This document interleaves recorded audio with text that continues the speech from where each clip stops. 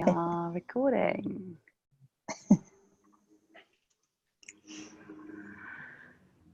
Hello everybody. Hello and welcome to the Voiceover Network present the Voiceover Hour. We've got a very special hour for you guys today.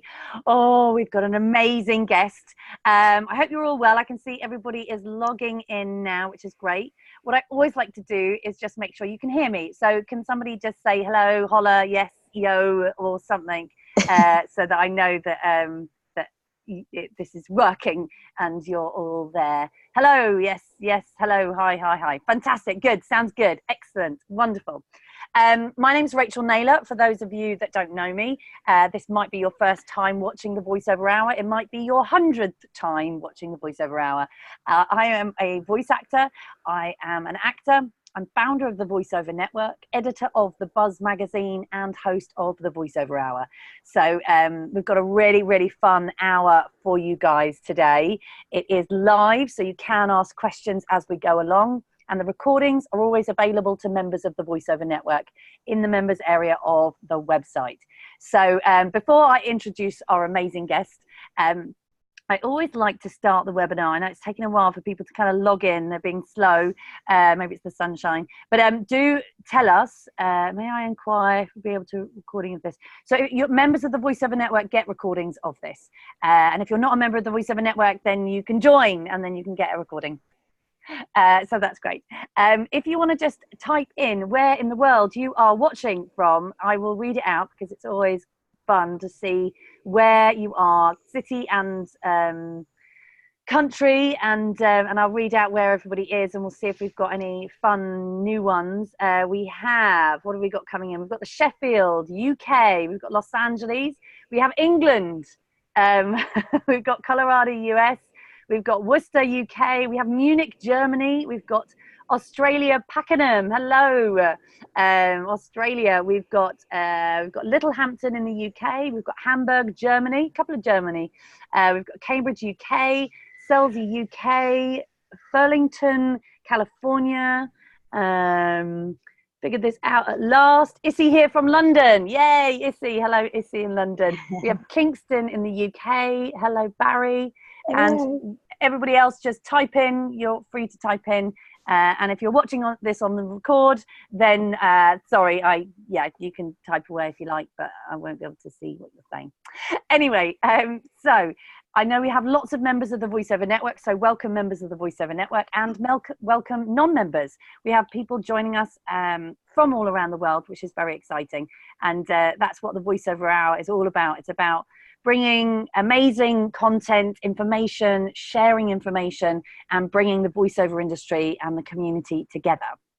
The Voiceover Network is about helping, supporting, and strengthening the voiceover industry. And that really drives absolutely everything we do at the Voiceover Network. I started the Voiceover Network 4.5 years ago because I wanted to create a safe place for voiceover professionals to come together to help and support each other, to learn, and to basically strengthen the industry. So members of the Voiceover Network get access to loads of resources, training, events, discounts, an amazing Facebook group, subscription to the Buzz magazine, and so much more. So those of you that aren't a member, at the end of this webinar, you'll get an email. And if you'd like to join, that would be great. As I said, please ask questions as we go along and use the hashtag. So get on social media. Social media is fantastic. Get on Twitter, get on Instagram, and use the hashtag VON-webinar, VON webinar. Sorry, someone's playing very loud music outside my house. I don't know if you can hear it, but someone's having a bit of a party. It's hilarious.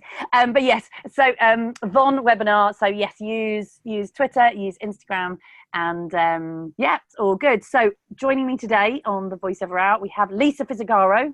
Lisa, do you want to say hi? I do. Hello. Hi, everybody. Hi, Dee. Yay. Lisa, hey, Lisa is our events and production coordinator here at the Voiceover Network, and she will be taking your questions. So as I said, ask questions as you go along, and Lisa will be fielding them. So moving on to our amazing special guest who is joining us today. We're going to be talking about monsters, creatures, and bugs, and the man who brings them all to life. Dee Bradley Baker. So I'm, yes.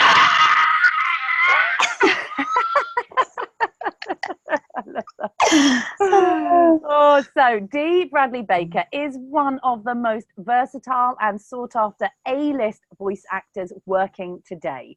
His voice is featured in literally hundreds of television shows, movies, and top video games.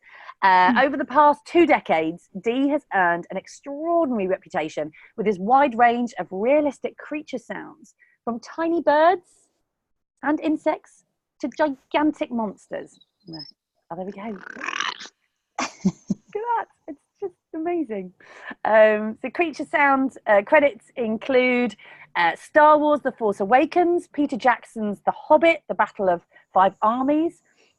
Dee was featured as the lead box troll fish in the animated feature The Box Trolls. SpongeBob 2, Sponge Out of Water, where he was credited with 14 separate voices. And you can currently hear his jungle animal sound throughout Walt Disney's Pictures live action reboot of The Jungle Book, which is amazing. TV series include Looney Tunes show, where Dee voices Daffy Duck and Bugs Bunny's sidekick Squirrel, Squeaks.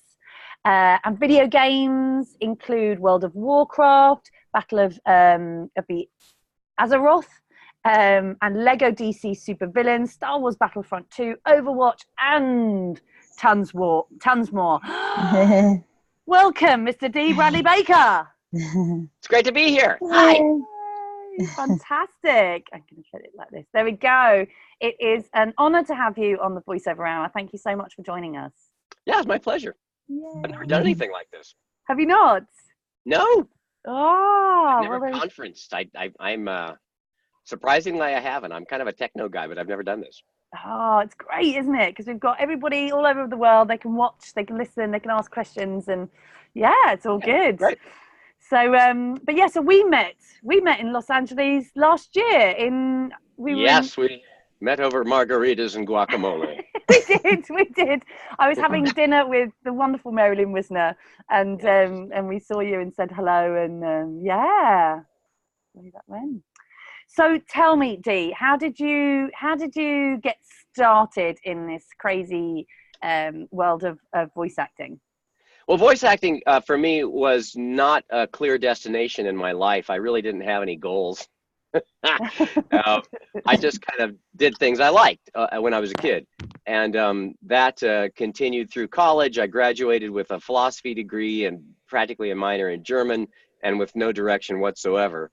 But I'd always kind of done performing. I just didn't think that acting was a career.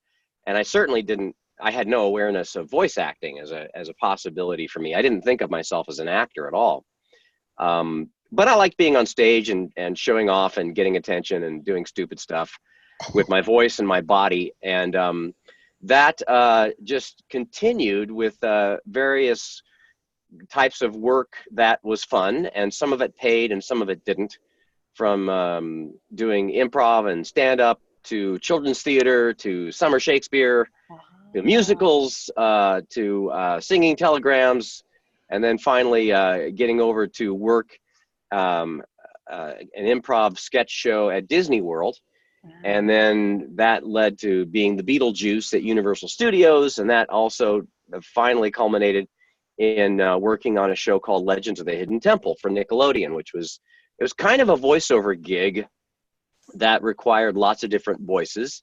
Yeah. And that gradually kind of kicked me over to Los Angeles, where I thought I wanted to go and just see what that was like, since things were as good as they were going to get in Florida, which was good. I had a lot of fun there. Started out in Colorado. And I've been here for the past over 25 years, starting with on-camera commercials and voiceover commercials, and then just really deciding I want to do video. I want to do voice acting. That's the most amount of fun, for the most amount of money and the least amount of work, basically. and it matches. And I'm lucky to have found a way to kind of nudge my career into the specialized skill set that really suits me. It fits me like a glove with doing the creatures and monster sounds, because I always liked science and nature documentaries. I always loved monster movies, And I like doing weird things with my voice and my body. And so those things, and performing and acting. I like acting. I like being, part of the voluntary family of a stage show.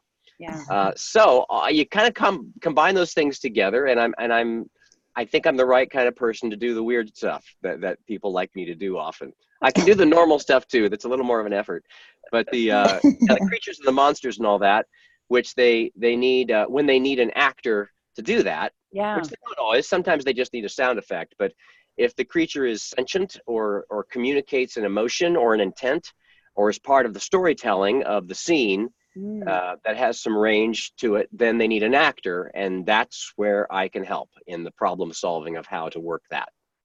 Which is amazing. And it's so interesting, because so often, I mean, the voiceover industry has gone through a huge change, and there are now more voiceover artists than ever. And it's very competitive, and people are saying, how do you kind of make yourself stand out? And I often talk about your USP, so your unique selling point, and being different. And there's nothing, I mean, you are the go-to man in Hollywood for monster sounds and creature sounds, which is pretty incredible. Yeah, it's a really extreme example of what you're talking about. Ultimately, I think any artist, any professional artist, you need to hone in on what is uniquely fantastic about you, that suits your own personality and your skills and your talents, and really excavate and refine that. So that's what makes you stand out, is not that you're replicating or imitating somebody else. Yeah. You may have the skill set to do that, but that you're ultimately bringing out what's inside of you, and you're painting with that, with those colors, so that what you bring has an authenticity, an enthusiasm, a connection to who you are, and that is what makes you stand out. That's what people want, is a powerful, confident artist, who are you grasp who you are and what you can do, and you bring that, even if it's one kind of a thing, even if it's one character or one presence or sense of personality. There's some actors that on camera actors I can think of, even voice actors I can think of, that kind of just do one thing, but man, do they do that one thing, and they do it beautifully, and they embrace that, and they own that, and it works great. Whereas others, in my neck of the woods, a lot of us, you kind of lock into things that work about you, whether you're doing something that's comedic or that has an improv nature to it, or that has a heaviness, or that enables a sense of authority or power, or maybe just a variety of things that you can switch between modes of tone and acting style, or style of storytelling. There's all sorts of different gunslingers out there to do the battle, and your job as a creative professional is to find what that is, and you may not know what that is, and it may be well beyond the default that you end up arriving at earlier in your career, because you kind of start with getting a lock in, just, this is kind of the thing, this is my default, this is the easy thing that I do well, that I like, and that people like me doing. And then from there, you may find opportunity to branch out from that, which is particularly easy in voice acting, because the visuals is not as important. It's not unimportant, but it's not nearly as important as it is with on camera. So you have, you enjoy a lot more creative freedom to work on a variety of projects with a variety of demographics and tones, and that's a lot of the fun of voice acting for me. Is that you can do, I can do stuff for little kids, I can do stuff for grown-ups, I can do stuff that's really just for college kids, at different stages in life and all that. It's just a great range of acting that I get to splash around in voice acting. That's part of why I chose this career, is it's just so fun. Yeah. Wow. And so when did you kind of, I mean, is it something that people have always said to you, oh my gosh, you can do amazing sounds? Or did you think, I want to do sounds, and you started working on it? I'm sort of a dabbler as well as an opportunist. Okay. Or maybe I'm an entrepreneur. That sounds better. Yes, you are. Yes, definitely an entrepreneur. I mean, it's kind of all those things. And that was something that I mean, when I was doing performing on stage, like doing stand-up and improv, the stuff, as I said, I was doing was weird. It was odd characterizations and physicalizations, kind of along the lines of like Jim Carrey and that sort of stuff, where you're doing voices and weird sounds. I just like doing that kind of thing, but it wasn't because I thought, well, I'm going to be a voice actor. And it was only after I came out to Los Angeles and tried it for a couple of years and started getting traction that that I realized that there was a need for monsters and animals in the acting, storytelling of animation projects and video games. And that's when I started, I realized that this is something that resonates with me, that really works for who I am and what I do. And so I just kind of pushed for that because I didn't really have a confined or confining view of what I do and where this needs to go. Some people are very specific about what they're gunning for, and that can be a good thing or that can be a bad thing. Yeah. If the thing that you're gunning for is really not what's right for you, or right for the environment that you're in, then it can be a big waste of time and not end well.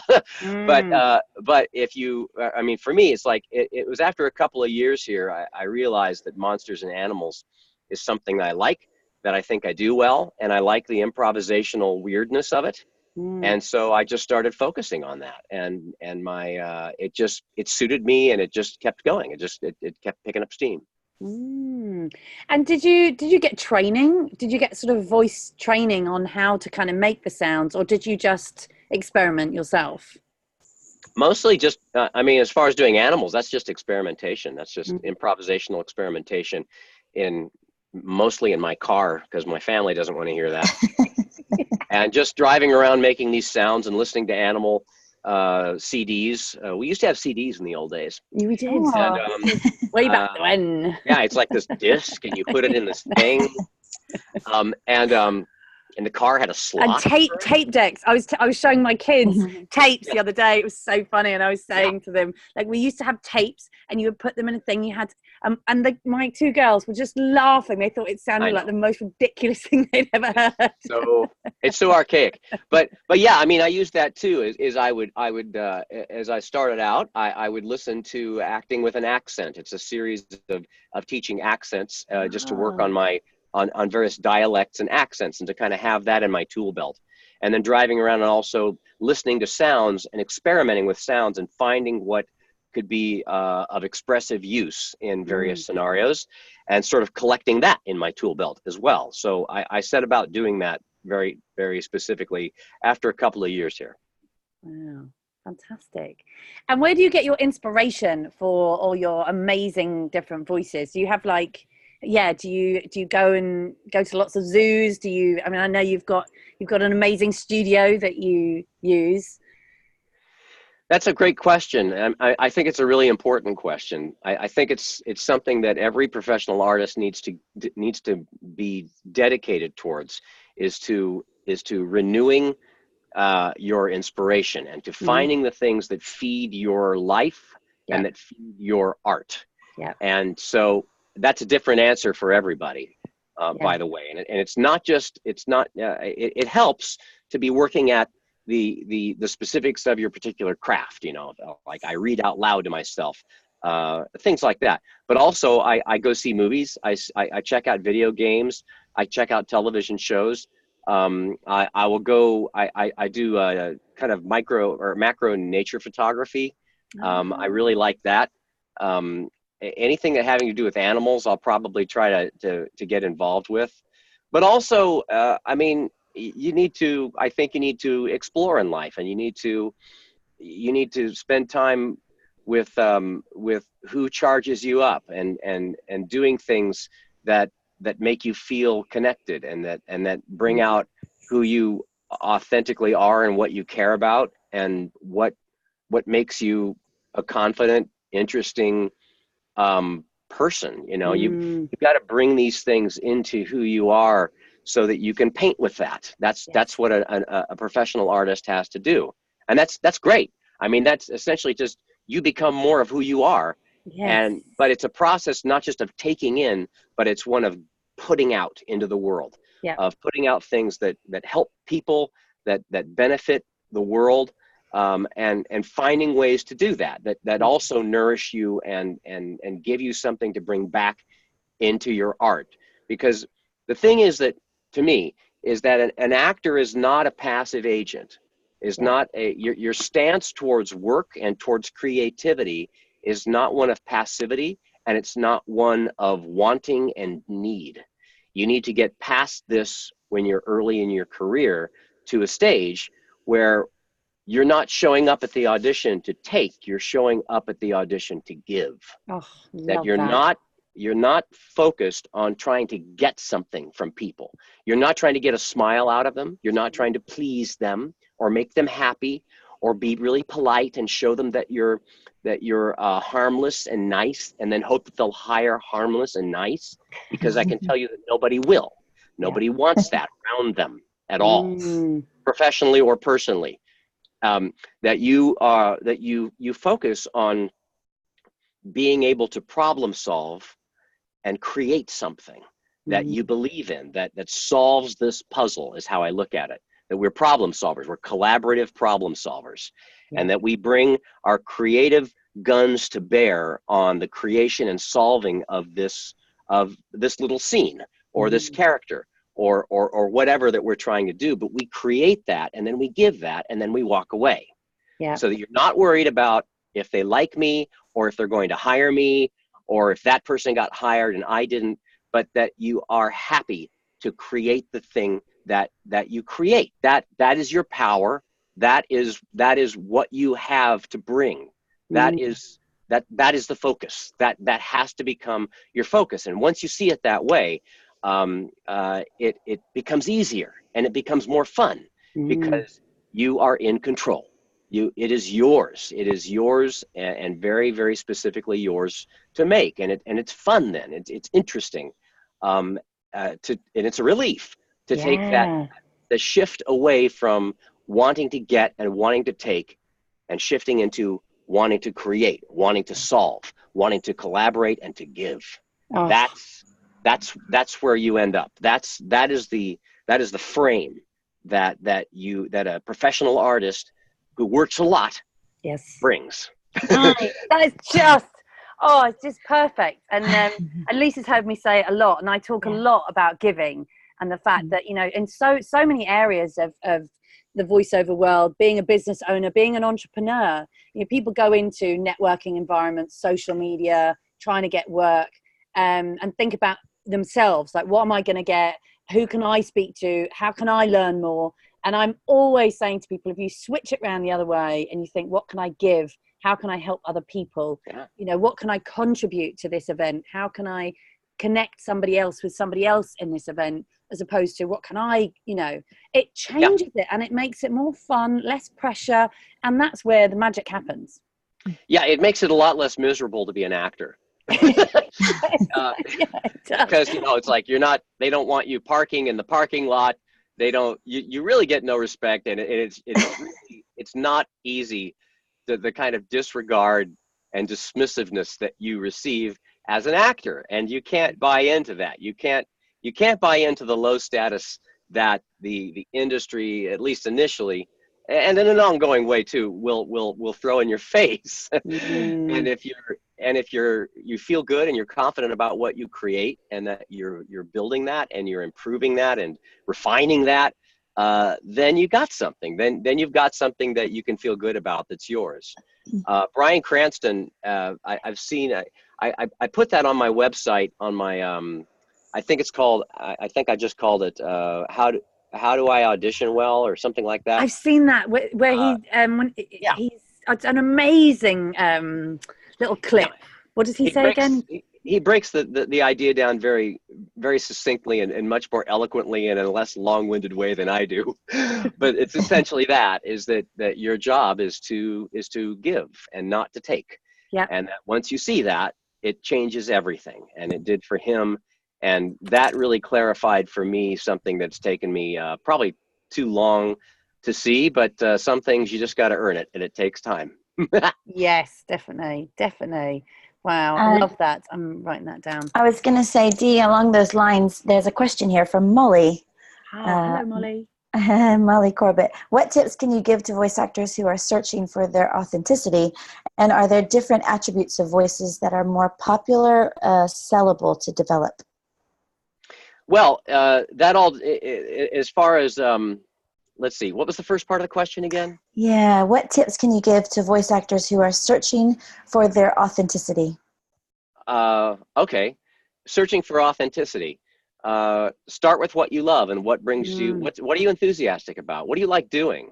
And not just in terms of acting, but in terms of in your life, in terms of hobbies, in terms of philanthropy, in terms of helping out, in terms of making things. What do you like to make? If there's something that you really love that has no utility whatsoever and brings you no money and that doesn't do anything but other than make you happy because you do it, do that.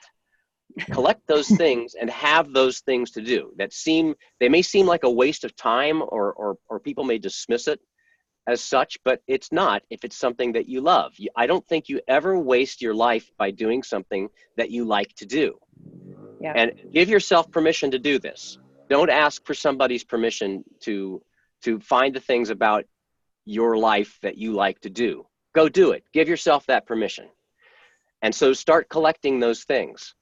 Then in addition to that, if you're focusing on voice acting, and I cover a lot of this, I've got my website, iwanttobeavoiceactor.com, which has all the free, long-winded advice you could possibly want about voice acting from me. There's all kinds of things that you can do to fortify and strengthen your abilities, just in terms of just being able to stamina, to be able to read a lot, just read out loud to yourself a lot, or imitate what you hear on the radio while you're driving around. Or there's various things that you can do that will enhance your facility with voice acting, so that you're not struggling with the words or struggling with the accent or struggling with any of that part just disappears, and you're free to let yourself out through the work as you problem solve your little creative creation there. So yeah, dig into yourself and excavate the things that you love to do. I mean, I've got pointless activities that I'm working on. I'm working on playing the electric bass. I'm no good at it, but I'm slowly getting better. I'm learning to play golf so I can play golf with my family. I'm no good at it, but I'm getting better, and it's interesting and it's fun. Or watch weird shows that you like that stream. Just explore stuff. Another thing I really like, I've got a page on my site too where I talk about, there's like a list of movies and television shows and books and literature, popular culture type things from the past century that I think are really good for a voice actor to know. Yep. I call them fantastical fundamentals. And these are things that are referenced all the time. And if you know them, you have a shorthand to communicate with creators. And you also have all these reference points for characters and for iconic storytelling. That's very helpful. And again, it's just fun. You just watch TV shows and movies and play video games. That's fun stuff, you know. I love that. And so there's all kinds of things that you can do, I think, to gradually fortify your powers and your enthusiasm and your energies, so that you can bring this laser of creativity to your work.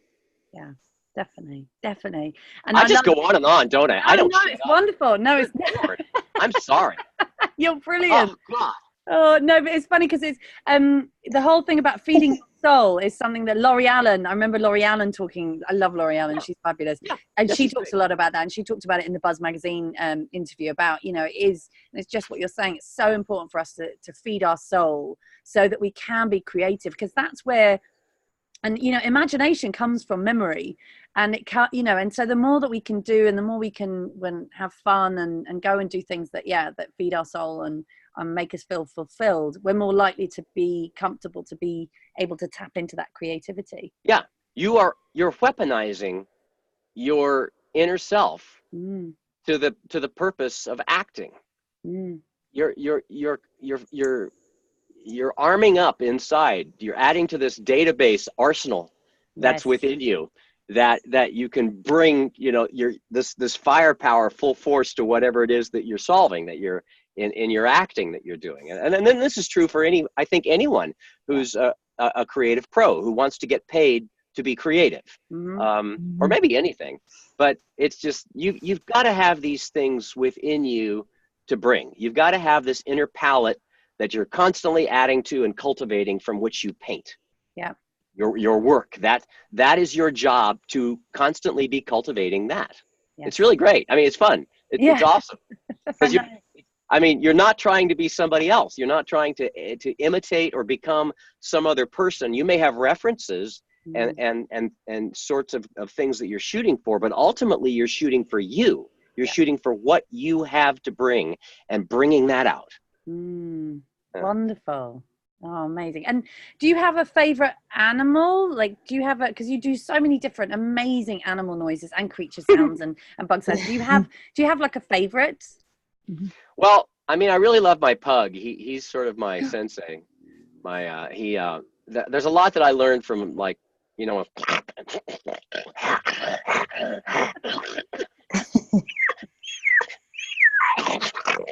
that, I mean, he's pretty great. He's great. I mean, do you have a pug? Oh yeah. You've got a pug? Yeah. Oh yeah. He's my teacher. He's my teacher. I love it. I'm studying with him. Wonderful. Amazing. Oh, fantastic. Have we got more questions, Lisa? We do. Right. So Issy. Hi, Izzy. Oh, hi, Izzy. Asks, what would you recommend creating a believable creature voice that still possesses some humanity in the sound? For example, Hamilton the hamster from Overwatch. Well, ultimately, the important thing to think, if you're doing something that's non-human, is you've got to think of this not as a sound gig, but as an acting gig. And that you're looking for, what is the story? What is the tone? What is the pace?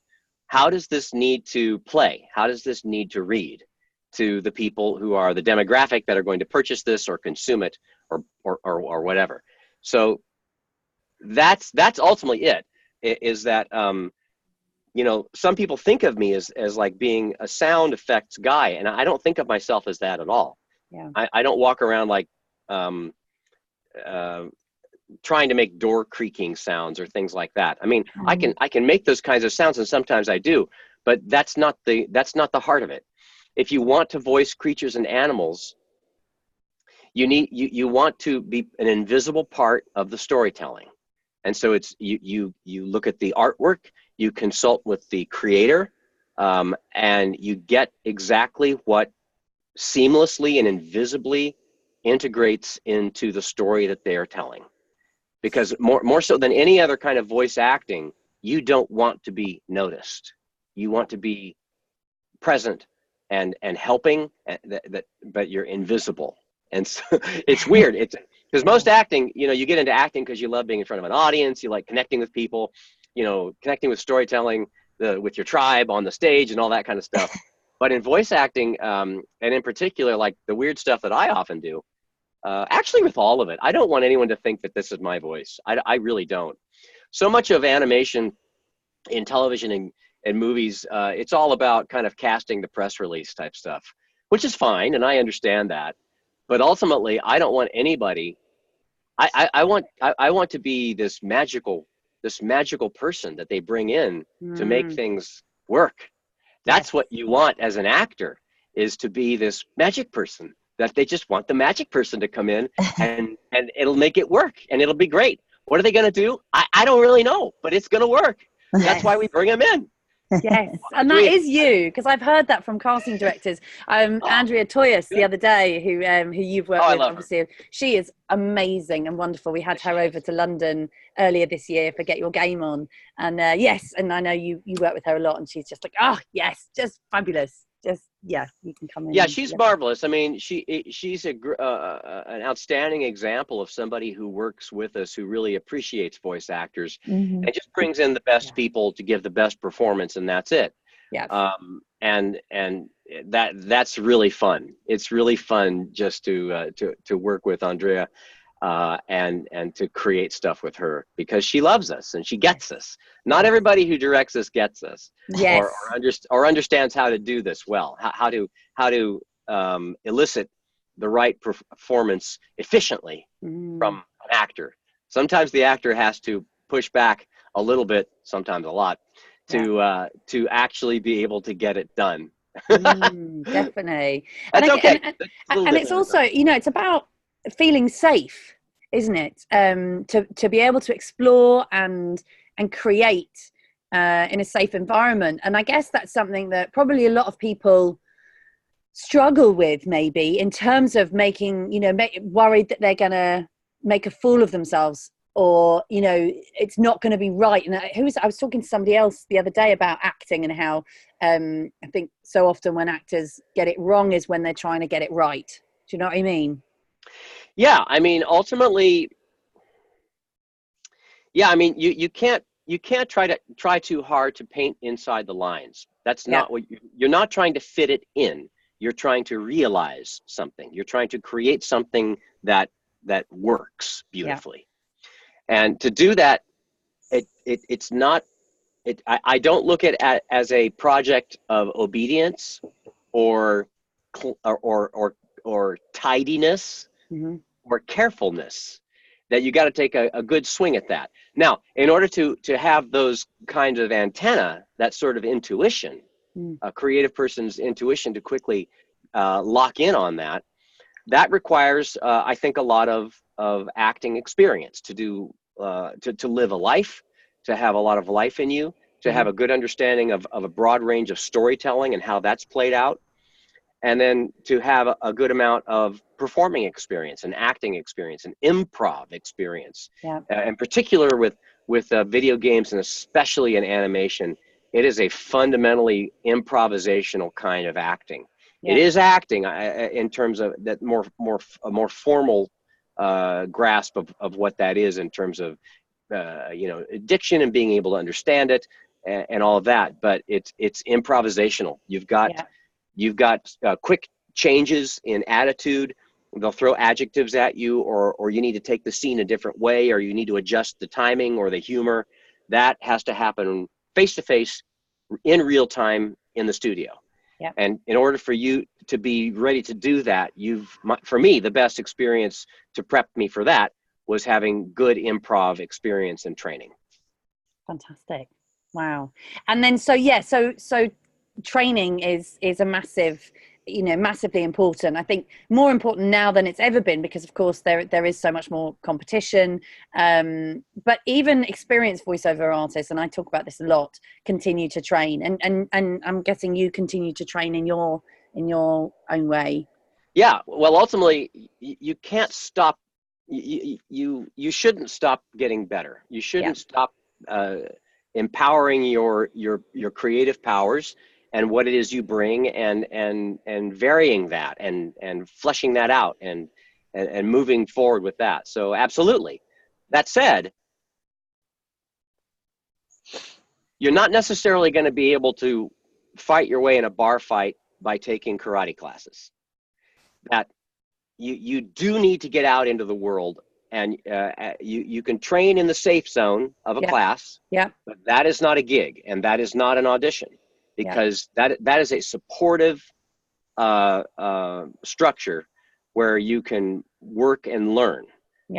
But there are other things that happen in the improvisational setting of an audition or an actual gig that's hard to learn that in a controlled setting, because it's an improvisational open setting. So that's why I think classes can be very good so long as they're constructive, and maybe have other practical effects as well. But I also want the aspiring actor to get on a stage, or get in front of a live audience, or get into situations that are live and improvisational, so that you can have that kind of confidence too. Fantastic. Wonderful. And in our industry, in the entertainment industry, you know, people always talk about, you know, it's who you know.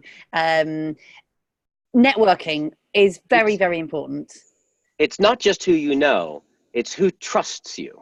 Yes. Who trusts your talent and abilities enough that they will put their credibility on the line for you. That's what it is. It's not just about knowing everybody generically. It's very specifically earning the trust and confidence of the people that hire. that's the linchpin in that to me. Yeah. And so I mean, in terms of networking, is that how important is it for people watching to get out there and go to events and meet people and network with others in the industry? Certainly that's fine, but I don't want that to be your focus. I don't want that. Your focus is to weaponize the awesome talents that you have. Yes. And the more you do that, no matter where you go, whether it is a mixer, or it's working out, or at the grocery store, you will radiate the confidence and the presence of a creative person, and that gravity will bend attention and bend work your way. That is, to me, I don't want someone to get too focused on merely connecting or merely in a business sense. Yeah. You've got to be a business person. You're entrepreneurial, and you've got to be aware of all those things, and that is good. I read a book on marketing when I first started out in Los Angeles. It's like there's a lot of really good information in here for me that I can use. Yeah. That's fantastic. But I want your focus, the focus of an aspiring creative professional, to be substantially trained at getting good, at getting great at what you do. That is the ultimate gravity for work and connections and everything that you want to come towards you. Is exactly that. Yes, absolutely. Oh, brilliant. Wonderful. Lisa, have we got some more questions? We have loads of questions. Wonderful. So in terms of performance anxiety, Adam Durgiman asks, everyone has their own version. What did you do to overcome yours? Did you ever feel it to such a degree, or was it something you got used to very young and didn't feel the embarrassment or judgment from others that may have hindered your career or performance? All actors experience stage fright. All actors experience rejection. All actors experience failure. And that can be after having found success or traction. You slide back, you have a terrible show, you make a horrible choice, you regret this stupid thing that you did. All of these things will come at you full force as an actor because it's just you. It's hard not to take that personally. But if you try stand-up comedy or children's theater, yes. You will very quickly find a way to get over that. Yeah. Or just look, you've got to love this enough. You've got to want this enough to put yourself out there and desensitize yourself to your own feelings of inadequacy or lack of competency, and just do it a lot. And either you love it so much and you want to do it so much that you will do it, or you won't. Maybe, and for some people, it's too crushing for how their personality is set up to subject themselves to rejection or the indifference or whatever you perceive that is coming at you that's negative, that they just can't take it. And there's no ultimate solution to that for me other than just to say, if you really love this and you really want to do this, put yourself out there and keep doing it. Brilliant. Take it. It's part of our job to be rejected, to not be very good, to learn from others who are so much better than us that it's terrifying, that it's intimidatingly terrifying to be around these people, and not to wither and to collapse into yourself in shame and horror because you're not that good yet, or you could never do that. You know what? I perform with people all the time who are intimidatingly good, and they do things that I could never do. I've done this enough, and luckily, that I could learn from that without being crushed by the fantasy that I have to become what they are, that I have to have some perfect performance every single time. I'm used to failing. I'm used to not hitting absolutely every time and not going exactly the way I want every single time. That's okay. That's part of the skill set of being an actor, I think, is being able to take that and to learn from that and to take the part that is instructive and inspiring and useful, and to drop the part that makes you feel like crap. Because if you can't drop the part that makes you feel like crap, then acting may not be for you, because there's a lot that is waiting to make you feel like crap. Mm-hmm. If you're starting out to be an actor, a lot of slam doors, a lot of indifference, a lot of people that really will not give you the time of day, agents that couldn't care less. There's lots of that. Yes. There's a ton of that. There is. Tell you what, that doesn't have to matter for the person who really wants to do this, who wants to get better, who wants to learn, and you've got to overcome that in order to educate those inner antenna, those inner intuitive sensibilities that you will fortify with lots of performing and lots of failure, and you just keep at it. You keep at it despite all of it. That's what you got to do.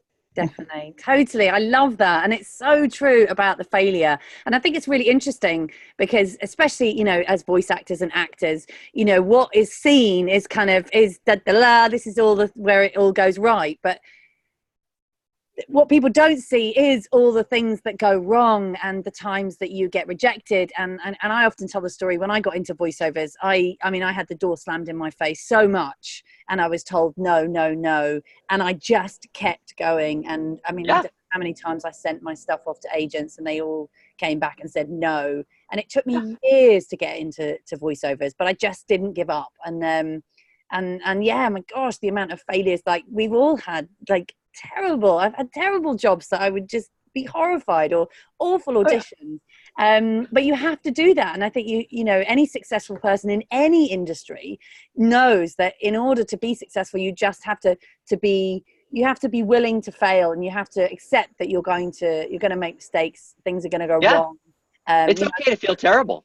Yeah. It's fine. Yeah. It's okay to be mortified. It's okay to feel like I suck today. I absolutely suck at that. That's okay. Yeah.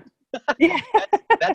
that is just steps along the longer path, you know. And tomorrow's the next day. Yeah. Tomorrow's a new day. Yeah. You pick yourself up and you get back on the stage after that horrible wipeout, and you do it again. Yeah. I mean, if you start on the stage doing shows with other performers, then you have the voluntary family of the stage, as it was explained to me by my high school drama teacher. I always liked that rendering of it. But that you're working together as a group to collaborate sort of as a family to make this thing work. And if something falls, or someone flubs a line, or someone forgets the prop on the stage or whatever, that you work your way through it together. And there's this kind of sense of support and collective of collaboration, so that you learn gradually that I can bring that confidence along with me, and you can be relatively bulletproof ultimately to the terror that can face a performer earlier on. And on that note, are you up for doing some voices? We've got some requests. I'm a show off. That's all I am. I'm a big show off. Stephen asks, can you do kookaburra? Kookaburra. Did I say that right? A kookaburra? A kookaburra. Is that,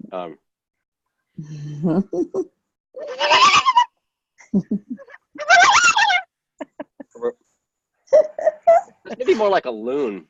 Brilliant. We don't have any kookaburras around here. No, I know. Is that our Australian? I need to go. I need to go do a little research on that.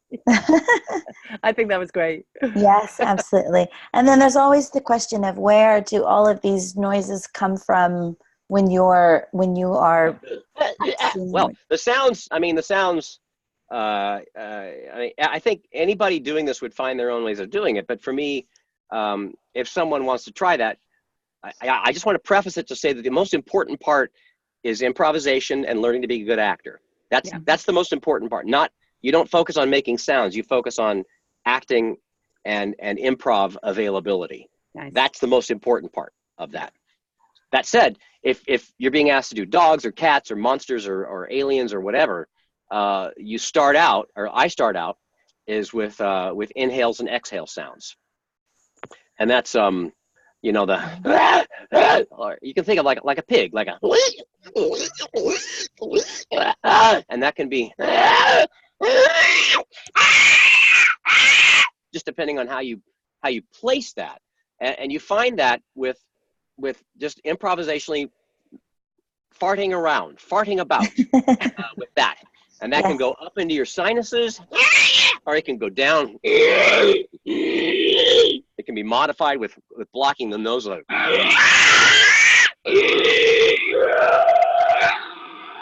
Amazing. It's true with an exhale, with a.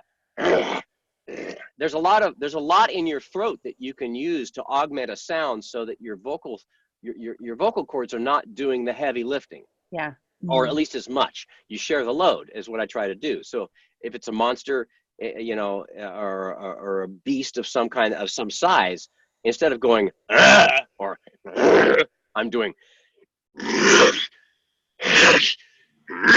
and then there's also like the soft palate with the,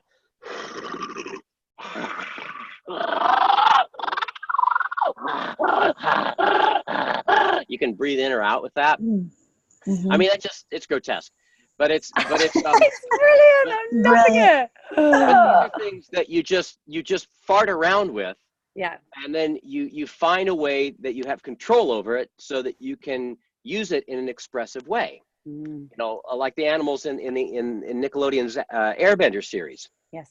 You know, they want Momo, this little gibbon creature, but that's sentient, that can think, that can react to things specifically. So, you know, it can show curiosity. It can you know, it can investigate with. You don't have to just use your throat. You can use your mouth. You can use, you know, like the Perry the platypus is just like that. I'm gargling. It's like gargling. Back of the tongue against the soft palate.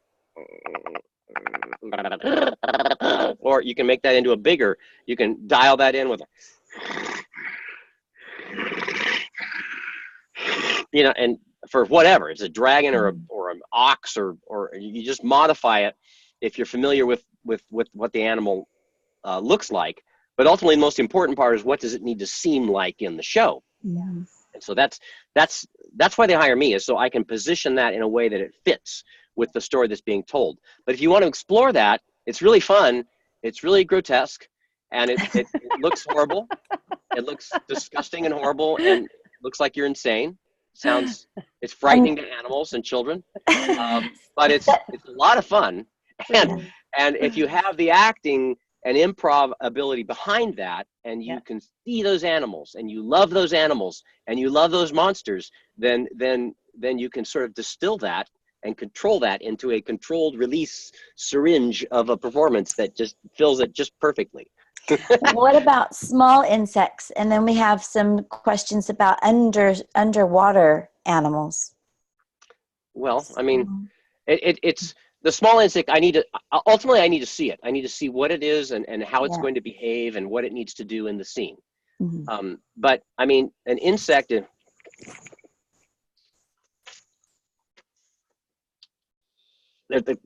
You can use it. It's like a ratcheting sound. You can use your lips.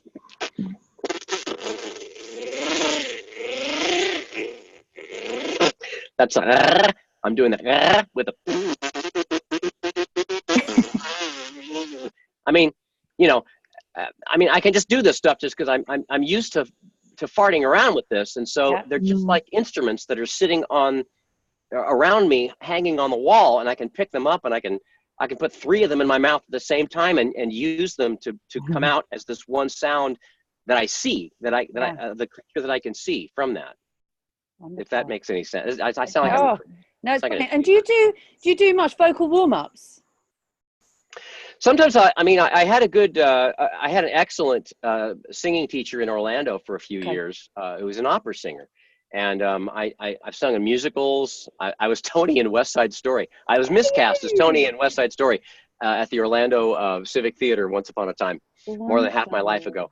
But he helped me further kind of push out my voice, and also show me how to bring my voice back to a healthy setting that I could work from, and a little bit of like false, not false, of airy falsettos. Mm-hmm. To get my chest voice, I mean my head voice engaged and separated from the lower. There's two sets of muscles, that the head voice and the chest voice, and ultimately if you're screaming or injuring yourself, you're cramming those things together, and with those kind of things you can kind of move that apart so that you can reset it so that you can still work. That came in really handy with doing all the shows at Disney and then Universal, and then maybe doing a musical on top of that. How do you survive doing all that live performing and vocal production? And so there's things that you can do that are technical things like that. But ultimately you have to, good training of some kind and as well as good experience can show you, it can enable you to sort of limit what it is you're doing so that it's the most efficient production of what you want to make.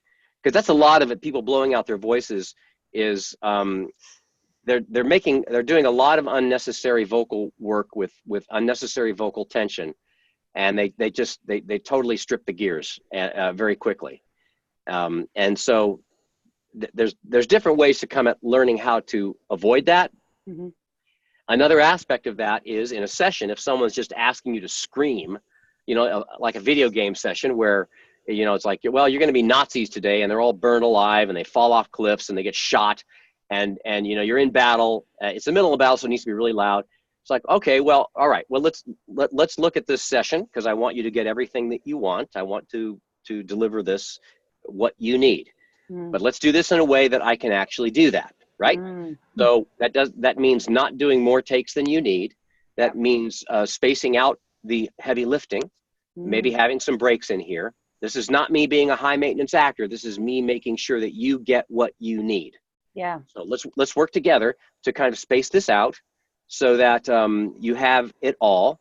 And maybe if there's really just screaming bloody murder, let's put that at the very end of the session at least, so that I don't strip out the rest of my voice early on, because the voice is muscles have finite capacity, and you've got to actively, as a performer, not just politely say yes sir, thank you sir, may I have another, a horrible punishing take, but that you are collaborating on this. You are not just a servant.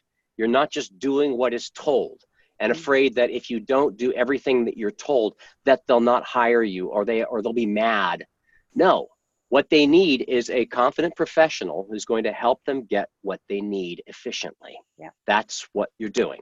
So it's okay to step in and to help them kind of manage the session for something that's a really punishing one, if they don't understand that. Because a lot of people who are new or do not come from acting, who don't come from the carnival, yep, they don't understand this about us, and so it is up to us. It is incumbent upon us to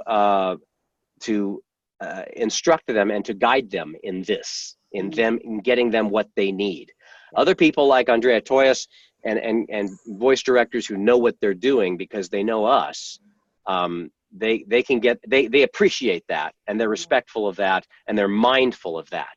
Yeah. My thing is that if they are not mindful of that on the other side of the booth, we need to bring that. That is our responsibility, to take the reins of the steering wheel a little bit in this collaboration and help them get what they need. Help them do that.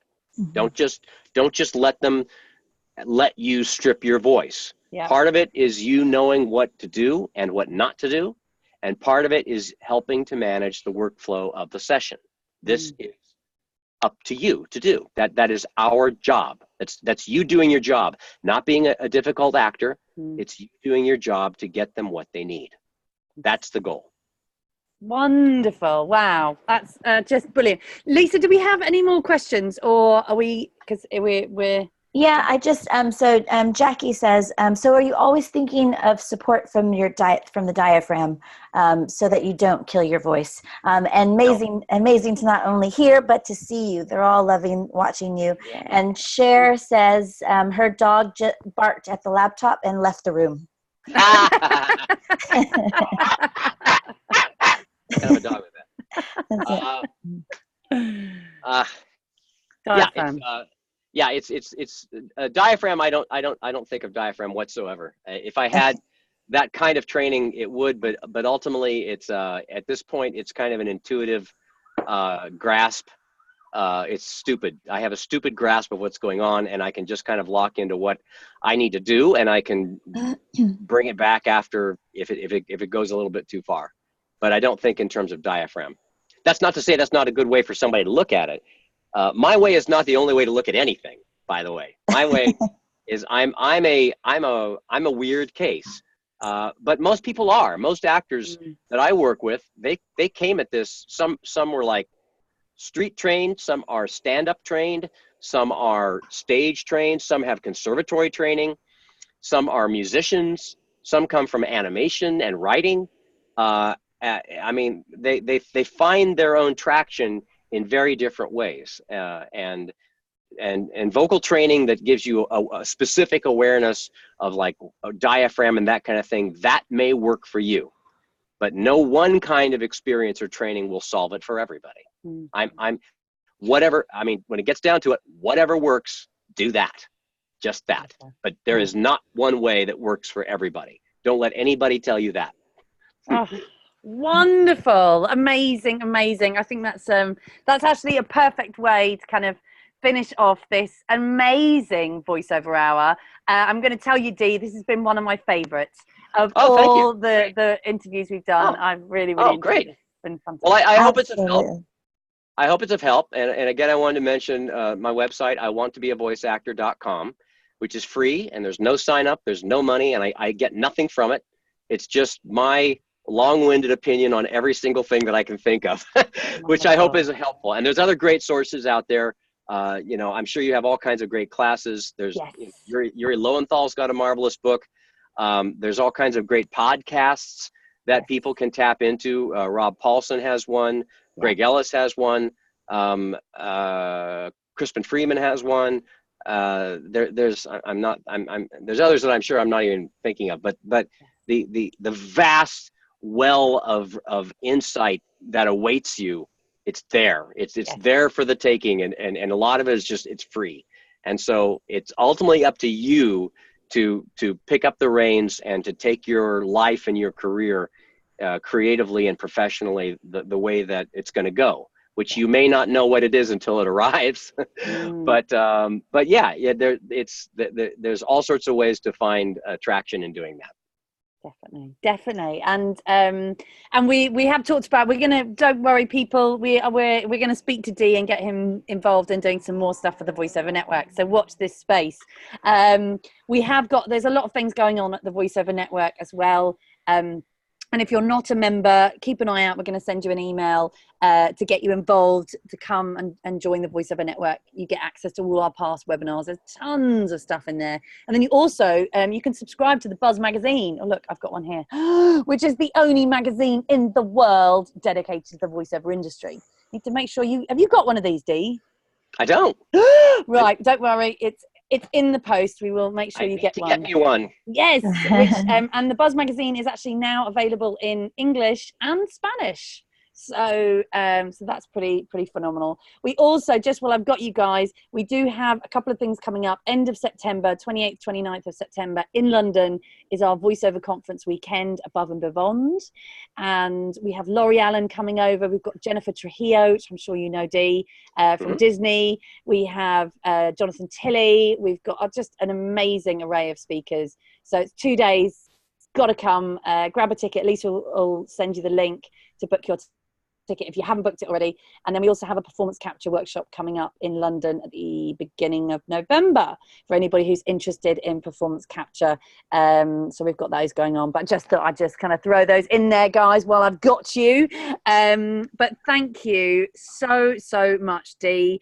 It has been an absolute honor to have you on the Voiceover Hour. It's been my pleasure. Fantastic, and just I hope it's of use to viewers all over the place. I hope it's of use. Definitely. It's been wonderful. Oh, and before I forget, everybody, please get on social media. Hashtag Von Webinar, VON Webinar. So Instagram. You're on Instagram, Dee? I am. What's your I'm on Twitter and Instagram. I'm Dee Bradley Baker. Dee Bradley Baker. There we go. Instagram, Twitter, do tweet and Instagram Dee, and I'm Rachel Naylor, and it's the Voiceover Network. So do find us, and we will make sure to share, retweets, comment, and all that kind of jazz. So, Everyone wants to know, are there names to the jellyfish? Oh, You know what? I haven't named them yet. What should I name them? So no, but it's How about Bud and Lou? Bud and Lou. I love it. Bud and Lou. Perfect. Amazing. Amazing. Yeah. Fantastic. Wonderful. Well, thank you very much, Lisa, as well. Thank you, Lisa. Yay. Yes. Thank you. And long and prosper. Oh, thank you, everybody. Members of the Voiceover Network, non-members, wherever you are in the world, have a wonderful rest of your day. And just last of all, thank you.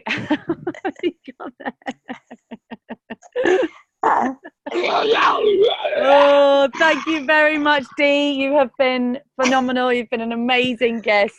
Thank you so much for joining us on the So Voiceover much Hour. fun. Take care, everyone. Goodbye. Bye. Bye. That's great.